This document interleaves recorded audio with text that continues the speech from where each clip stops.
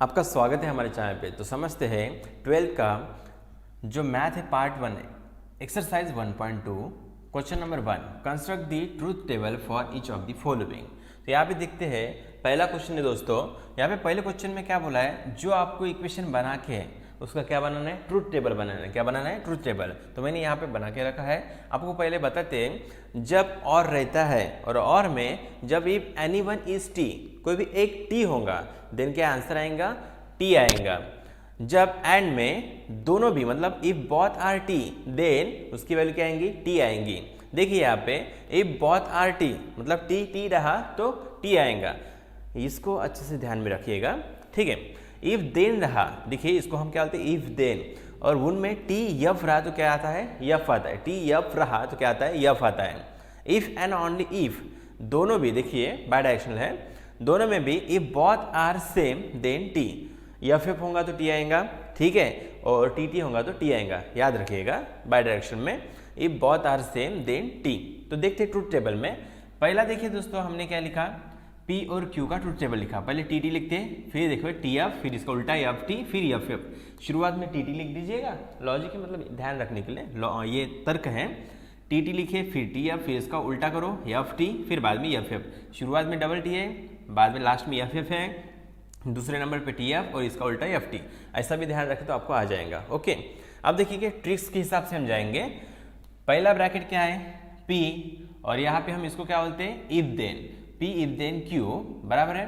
तो देखिए ये सिंगल एरो है उस साइड, तो यहाँ पे हमने क्या किया, देखिए यहाँ पे मैंने आपको ट्रिक्स बताई है।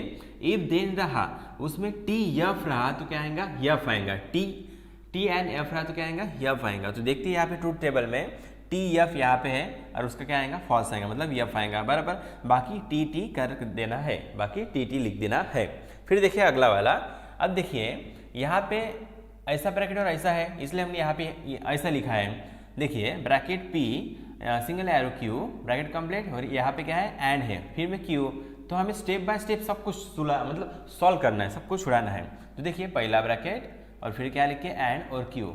ये वाला हिस्सा हमने यहाँ पे लिखा, ठीक है, क्योंकि हमें लास्ट में पूरा सॉल्व करना है ट्रूथ टेबल के हिसाब से, इसलिए हम ऐसा लिखते जा रहे हैं। पहले हमने कौन सा ब्रैकेट लिखा, P सिंगल एरो Q, मतलब ये वाला है इफ देन, राइट, यहाँ पे लिखा।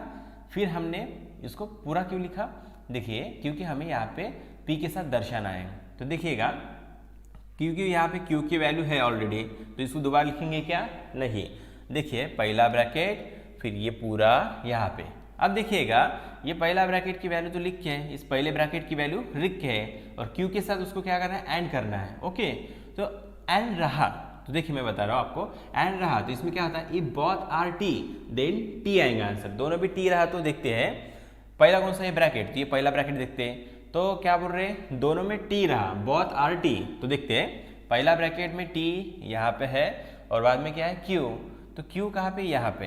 तो देखते हैं यहाँ पे तो टी टी है, राइट, और यहाँ पे भी टी टी है, दोनों भी क्या रहेंगे, टी रहेंगे, मतलब ट्रूथ रहेंगे, तो उसकी वैल्यू क्या आएंगी, टी आएंगी। यहाँ पे भी टी टी है, टी आएंगी। दूसरा कुछ रहा तो उसको क्या लिखते हैं, फॉल्स। एफ टी रहा, टी एफ रहा या एफ एफ रहा तो उसको क्या लिखते हैं, फॉल्स।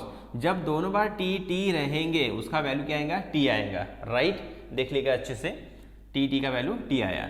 अब देखते हैं लास्ट हमारा, ये वाला ब्रैकेट भी बन चुका है और एरो सिंगल एरो P भी बन चुका है, राइट। अब इसको हमने यहाँ पे लिखा। ओके, अब देखिएगा सिंगल एरो मतलब इफ देन कैसे लिखते हैं, जब टी एफ रहा तो क्या होगा, फॉल्स। जब क्या रहेगा, टी और एफ रहेगा तो फॉल्स रहेगा। पहला कौन सा ब्रैकेट है, ये वाला, इसको हम देखते हैं पहले। ये पहला है तो हम इसको देखेंगे, ये पहले को, ठीक है, ऐसा सेम है, राइट। क्या बोल रहे हैं क्वेश्चन में यहाँ पे कि यहाँ पे single arrow, right, single arrow मतलब इफ देन। हम इसको सॉल्व करेंगे, पहले टी एफ देखते कहाँ पे, ये वाला, राइट। फिर कौन सा है, पी में देखेंगे। ओके, तो देखते हैं टी और एफ कहाँ पे।